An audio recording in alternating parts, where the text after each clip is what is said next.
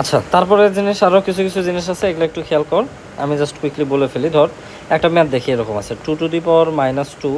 আচ্ছা, এটা বলিনি। ধর a⁻n আছে, তার মানে কি এটা 1/a⁻n। আমি ধর বললাম 2⁻5, তার মানে কি 1/2⁵। আর 2⁵ মানে কি এরকম 5টা 2 গুণ হবে, দিয়ে দিলাম গুণ আকারে, শেষ। ঠিক আছে, তারপর আয়।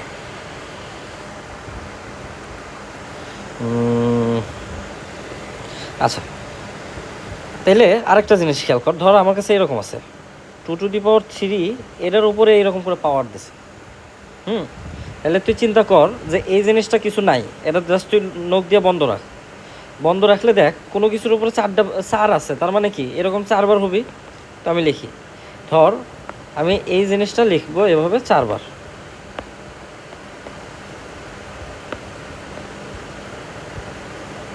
ঠিক আছে, সো এরকম করে আমি 4 বার লিখবো। লিখি,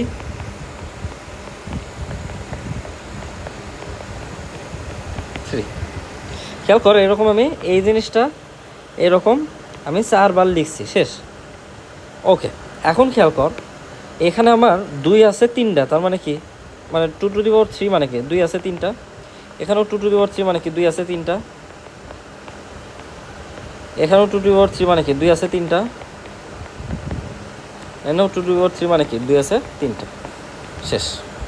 ঠিক আছে, খেয়াল কর, এই হলো আমার ওভারঅল জিনিস।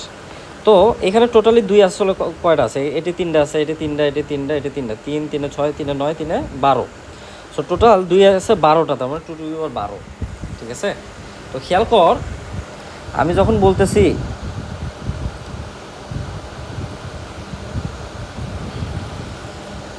2⁻3 এর উপরে 4, তখন এটা আসলে গুণ করলেই হয়।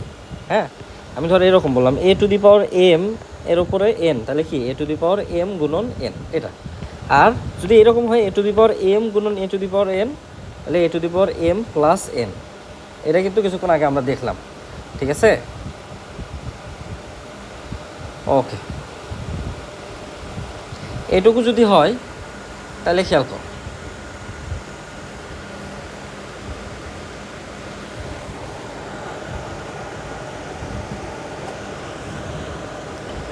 আচ্ছা, এখন একটা ম্যাথ করি। 2⁻2 গুণন 3⁻2, এরকম আছে। তাহলে যেহেতু মাইনাস আছে, আমি প্রথমে 1/, এটা করে নিলাম, গুণন এটাও মাইনাস আছে, এটাও 1/3 উপর স্কোয়ার। কারণ 1/2 এর উপর স্কোয়ার মানে কি 2টা 2 আছে, গুণন 1/3 উপর স্কোয়ার মানে 2টা 3 আছে। ঠিক আছে, এইটুকু যদি হয় তাইলে এখন খেয়াল কর,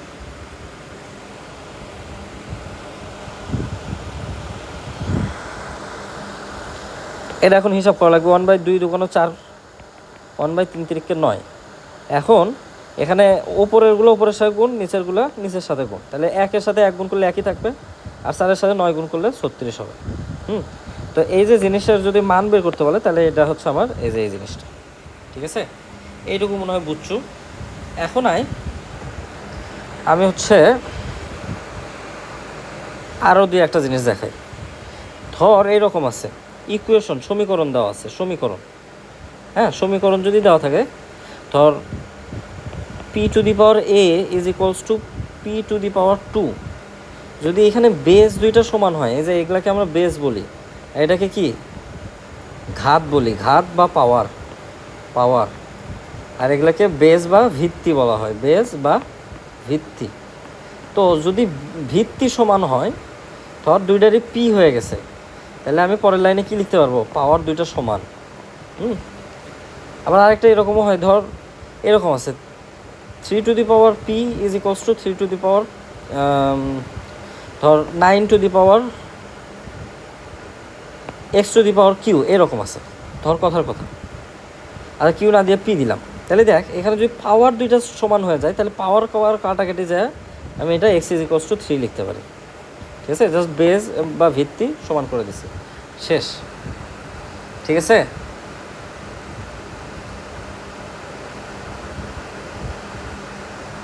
ওকে, এইটুকু যদি হয় তাইলে এখন আরও একটা ম্যাথ কর। ধর এরকম আছে a to the power x is equals to a to the power y এবং 3 to the power x is equals two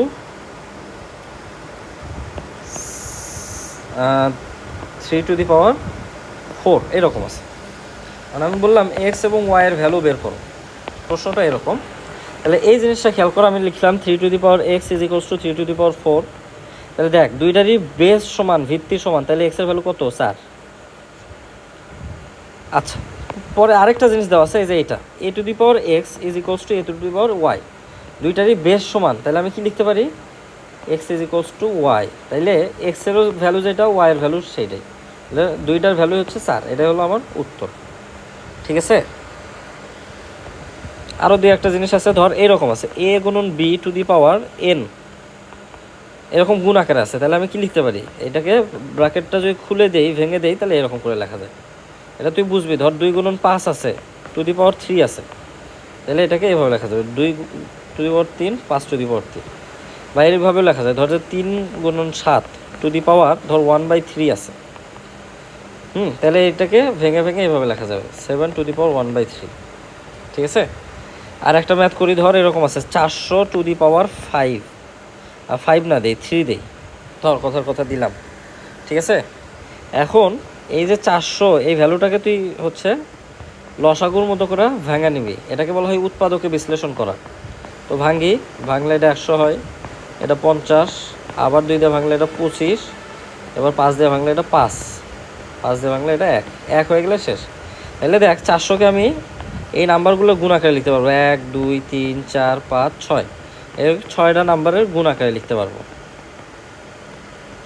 5 গুণন 5। ঠিক আছে।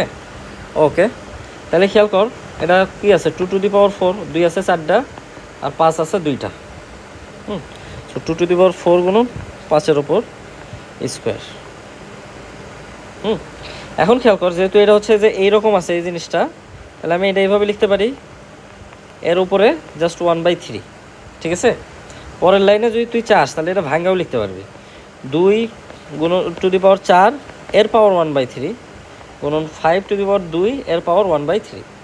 খেয়াল কর, আমি আবার কিছুক্ষণ আগেই করলাম যে যদি এইরকম পাওয়ার থাকে, তাহলে এটা গুণ করে দেওয়া যায়, 2 4 গুণন 1/3 গুণন 5 2 গুণন 1/3, তাহলে এটা হবে 2 টু দি পাওয়ার 4/3 গুণন 5 টু দি পাওয়ার 2/3। ঠিক আছে। খেয়াল কর, এই যে এই জিনিসটা কিছুক্ষণ আগে কিন্তু বলছিলাম যে এই যে এরকম যদি গুণ আকারে থাকে, তাহলে কিন্তু আমি সরাসরি 3 আর 4 গুণ করে দিই, এই পাওয়ার এবং এই পাওয়ার গুণ করে দিই। তো এখানেও আমি সেম কাজটাই করছি, এই যে এই পাওয়ারটা আর এই পাওয়ারটা আমি গুণ করে দিছি। হ্যাঁ, এই পাওয়ার এবং এই পাওয়ার গুণ করে দিছি, এই পাওয়ার গুণ করে দিছি আলাদা আলাদা করে জাস্ট। তো সবশেষে আমার ক্যালকুলেশন হয়ে গেছে। ঠিক আছে।